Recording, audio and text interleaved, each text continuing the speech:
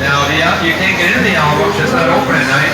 You can get a picture of the Alamo with the lights on and everything, and then come over here and grab a table, get some drinks, and listen to the jazz music. I know it's not happening right now because they're in between groups. One group just ended, they're getting set for another one. By the time you guys get off the tour, I'm sure the jazz will be going. But going back to the Alamo, even if you've been to the Alamo, you know, who knows, you might want to go again after learning some new things here on the boat tour. Let me tell you, the Alamo is open every day from 9 a.m. till 5:30 p.m. every day for Christmas, for the chapel and the exhibit hall. And here in the summer, you get till 7 p.m. to just wander around the grounds, 4.2 acres, go to the gift shop. And you know what, guys? You know something you definitely need to do when you go, or go back to do this? Whether you have kids with you or not, it doesn't matter. Even for us adults, find the guys in costume. They're what we call living historians.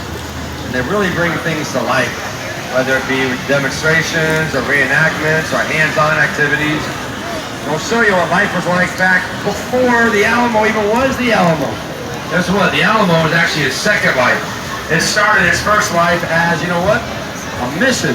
It was the first of what later became 5 Spanish colonial missions here in San Antonio. Today, they are the best well-preserved of all of them in North America. Now, this happened on May 1st, 1718. That's when we founded the future Alamo, that mission. That's what started San Antonio. So we date the founding of the city with the founding of that mission, once again, May 1st, 1718. And 300 years later, was just 3 years ago, 2018, our tricentennial. So guys, you will see some of these boats out here that have 300 all around the panels. We have 5 colors of boats because of 5 missions. We have 5 designs of boats because of the 5 missions. The design that we have is our military boat. You look back here by me, we got the American Eagle, the military insignias, and they're all around the boats, behind you, behind your neighbor. So the Alamo City is also known as Military City, USA. We're very proud of our military heritage here. It is what brought me here the first time as a kid. My dad ended his 20-year Air Force career right here where it began. Oh, mariachi musicians, yes.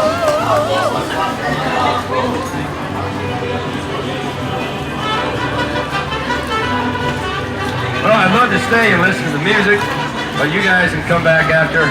We must keep going, so we got a few seconds of it. We're going to take a left turn with the middle section of our journey here. And as we embark onto a man-made extension of the river and the river walk. So we're leaving the natural part of the river. We'll come back and continue our loop.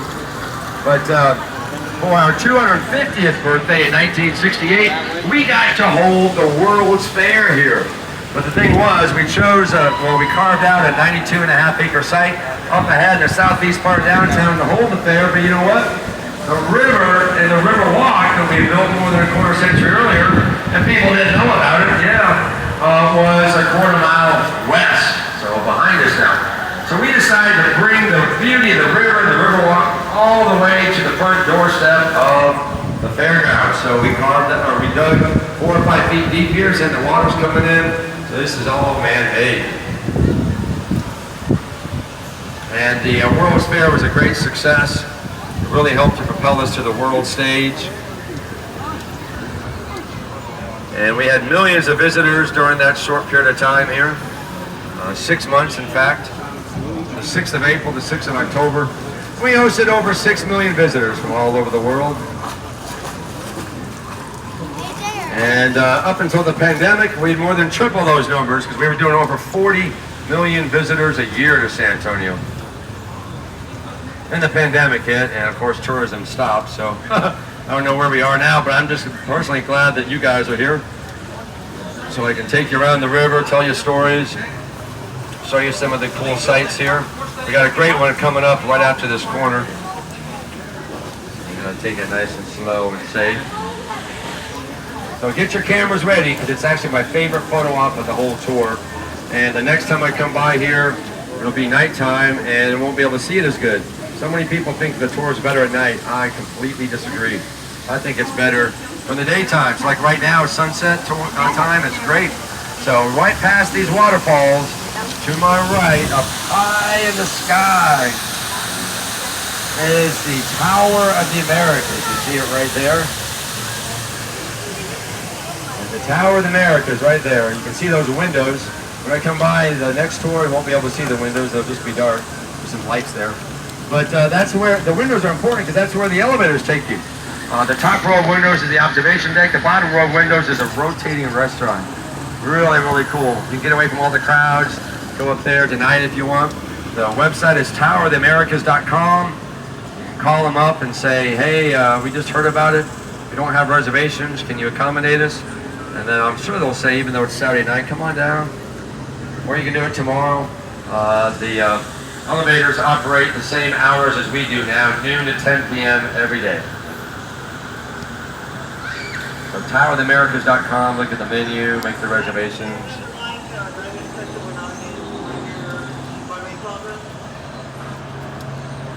So if you look to my right, there it is again. You add on the height of the radio tower, makes it the whole structure 750 feet, tallest structure in the city. But turn around, take a look at the tallest boat captain in the city, because that's me.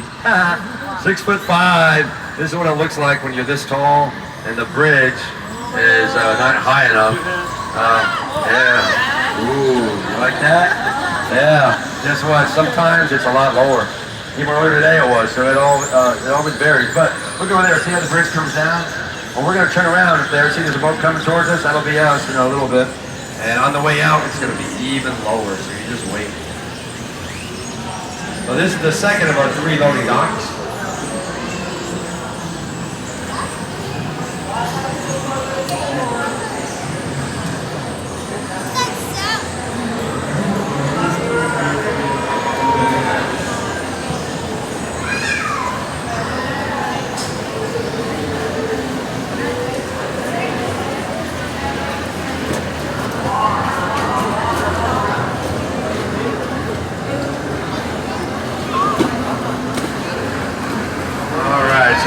Coming in the mall. We started at 8:18. That's right. So we were saying about 10 of, 5 of 9. So right after we end the tour, the mall closes. We close at 9. But tomorrow is Sunday, so Sunday hours at the mall is noon to 6. Now, if you guys haven't been to some of the great attractions of the mall, let me tell you, these will make the kids really happy. We got a Legoland Discovery Center. Yeah, a lot of fun in there. Right next door to that, we have a sea life aquarium, the city's only underwater tunnel. All right, they're looking for me. How do they find me? Everybody wait for the 10 o'clock news. I think they even see way down here. Well, we also have a Dave and Buster's for the kid and all of us. So there's a lot more than just shops and restaurants you see here. But this island that we're going around, and the other one, this really neat lagoon, has a lot of concerts and festivals here. Not so much lately with COVID, but every now and again something still happens. Christmas time over here by these potted plants, we put a 30-foot tall Christmas tree up there.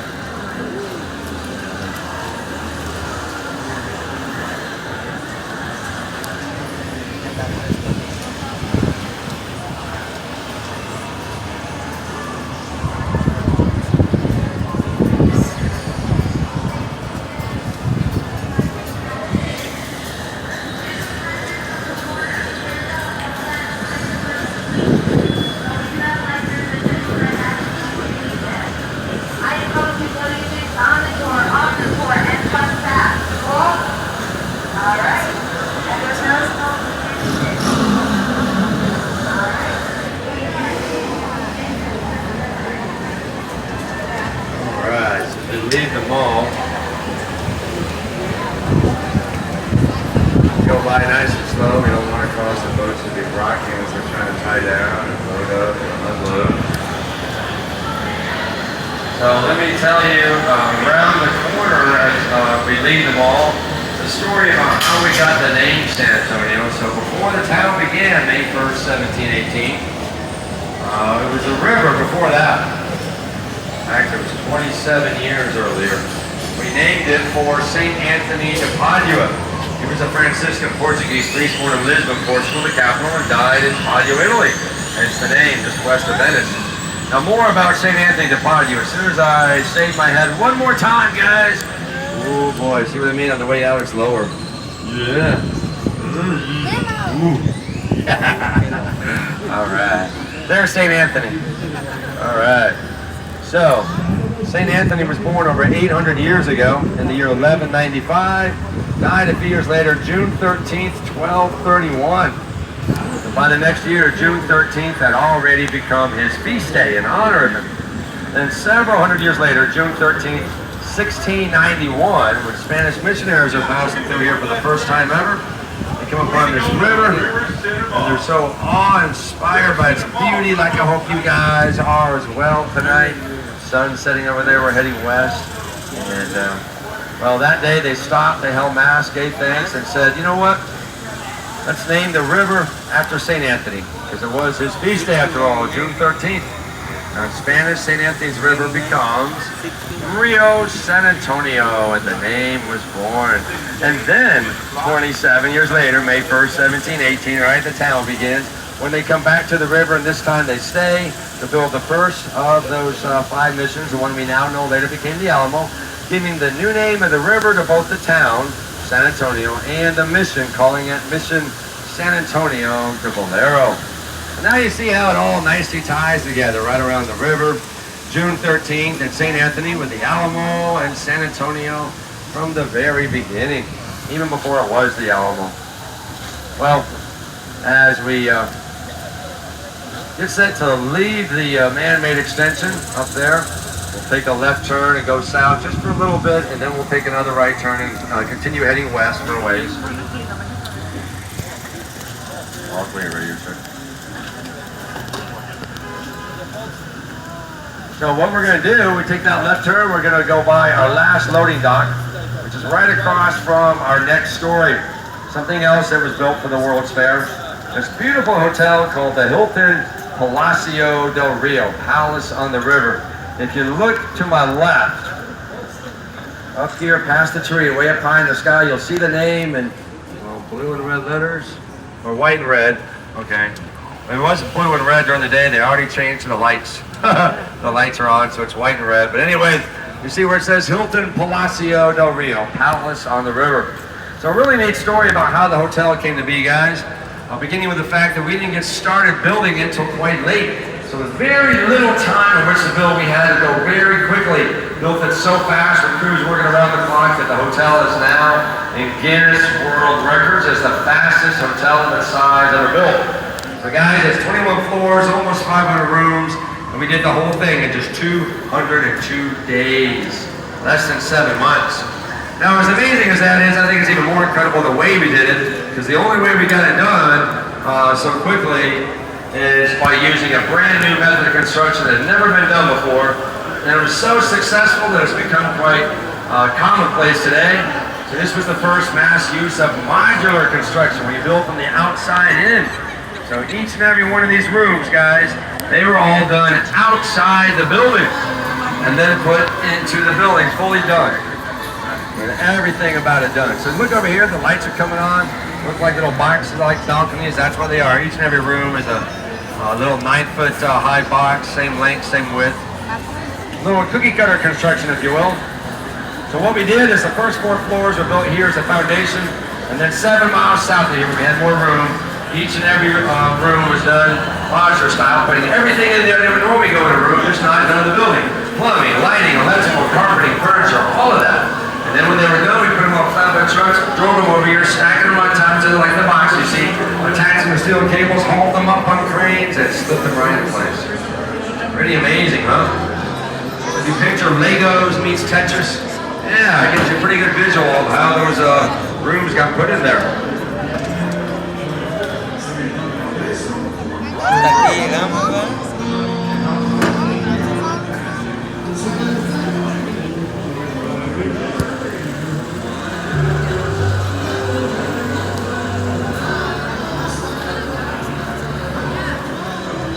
So corner, we have a show that just started a few minutes ago. I don't quite hear it unless they're starting late. And that's why I want to get this story done before we hear everything that's happening up here. So around this corner, when we start to go west again, we'll be going into this really cool outdoor amphitheater called the Harnison River Theater. And that's where the show happens on Fridays and Saturdays here during the summer. I can hear it now. And it just started at 8:30, goes to like 10:30-ish. 2 acts with an intermission. And it's absolutely incredible. It's called Fiesta Noche del Rio. We'll get to hear a little bit of it. Since 1957, it's the longest running outdoor production of its type in the country. Here we go. That's beautiful. Oh yes, it's the same song last night I heard. She is just incredible. Beautiful dress too.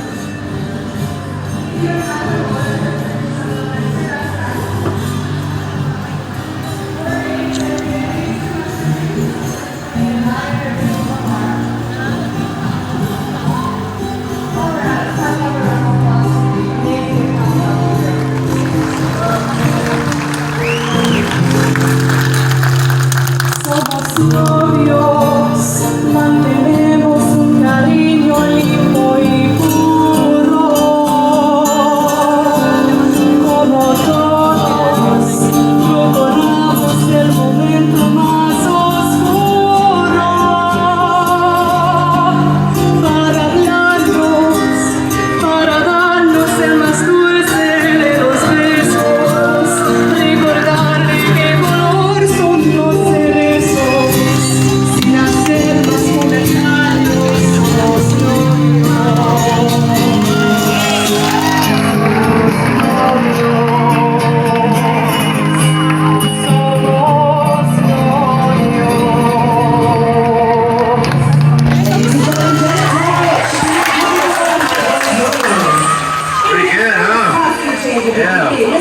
Talented. And here's some more talented musicians. I love these guys right here.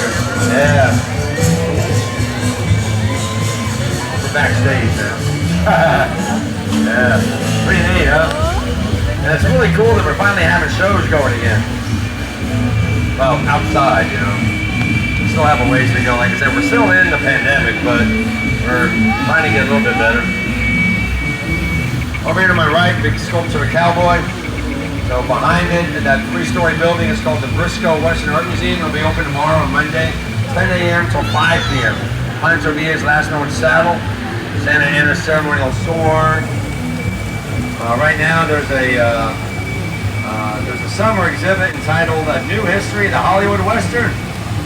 So 10 to 5 at the Briscoe Western Art Museum. There's also a life-size replica of a stagecoach. All kinds of neat things in there.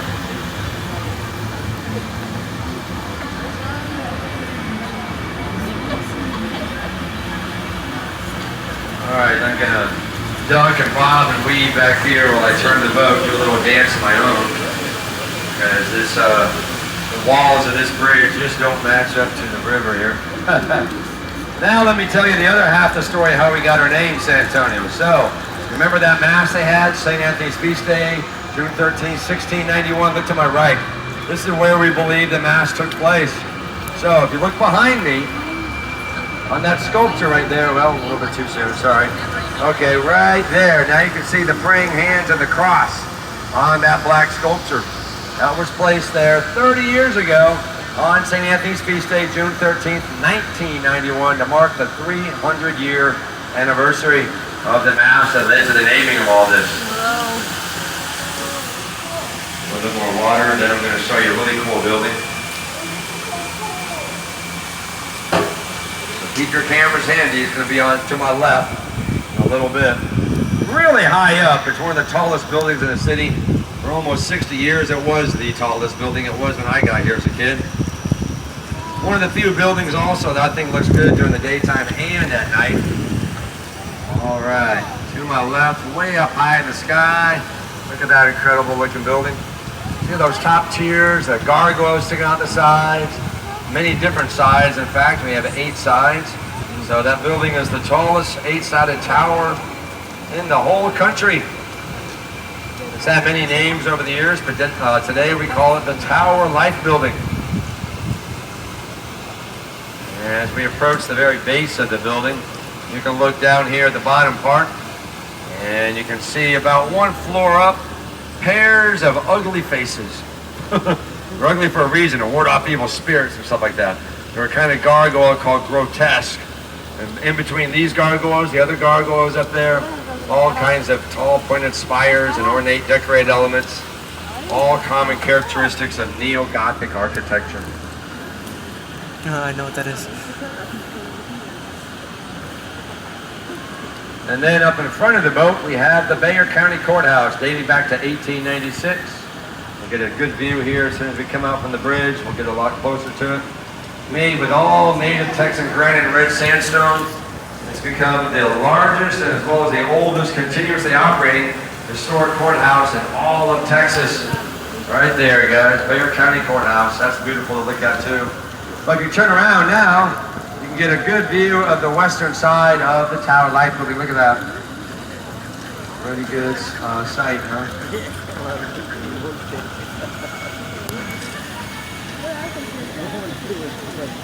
Okay, over here to my right, we have one of our 2 marinas. See a boat over there? The lighting playing there too. All right, we can look inside, see some of the park release boats, city barges, maybe some of ours. Yeah. Okay, I'm gonna honk the horn. All right, we do that for safety because there's boats out here, any of those kind of boats. We can't see each other until it'll be too late, so we let them know we're coming with a honk of the horn. So we come out nice and slow, and then you look behind me, and there's no boats coming, so we're good, but those lights over there, that's our other marina. So we're actually heading north, coming near the end of our journey. The river took a left turn and goes south past that marina to the south part of San Antonio to connect with the other 4 missions, and then it heads out towards the Gulf of Mexico. So this part here where we are is man-made. This is a roughly 15-foot deep man-made flood channel. Because you know what, guys? This is the most heavily prone flash flood region in all of North America. It's true, that's why the National Weather Service calls this Flash Flood Alley. See, we get so many flash floods here. It's really what ultimately led to the creation of the Riverwalk all those decades ago, 39 to 41. And we had to make things safe before we could build the Riverwalk. Otherwise, well, you know, it would just get flooded over every so often. And that would not be good.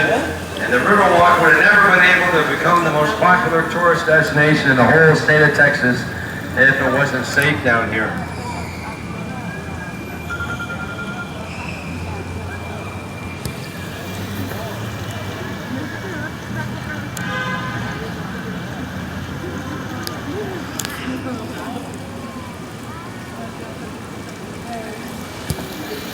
So as we get set to leave the flood channel, take one last right turn to complete our loop.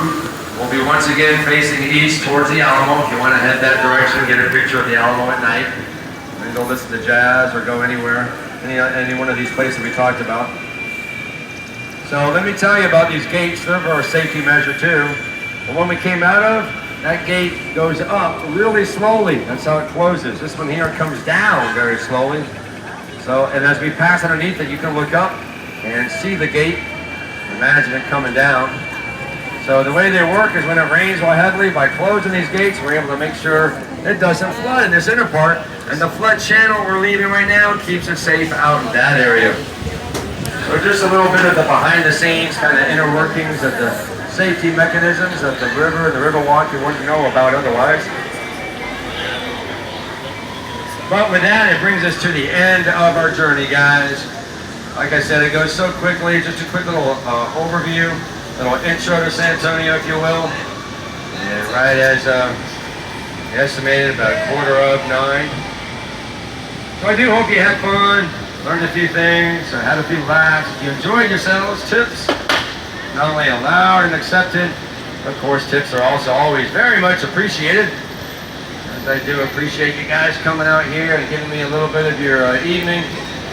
so I could share with you some of the highlights of my hometown. Now I do ask you to continue to stay seated just a little bit longer until I can tie us down with the rope. Once we're safely secured, then I'll open the gates and